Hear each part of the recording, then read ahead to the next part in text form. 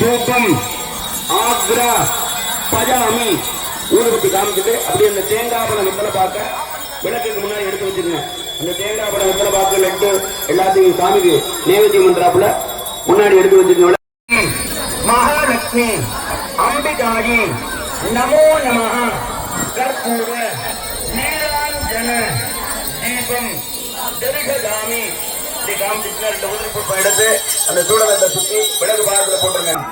2 உதிரி புஷ்பம் மஞ்சள் அரிசி எடுத்து வேந்தன் உடன்பிறப்பு ஜோதி மணிவிளக்கு ஸ்ரீதேவி பெண்மணியே அந்தி விளக்கு அலங்கார நாயகியே காந்தி விளக்கு காமாட்சி தாயாறு பசும்பல் திரி போட்டு குளம் போல நெய் விட்டு கோலமுடன் ஏற்றி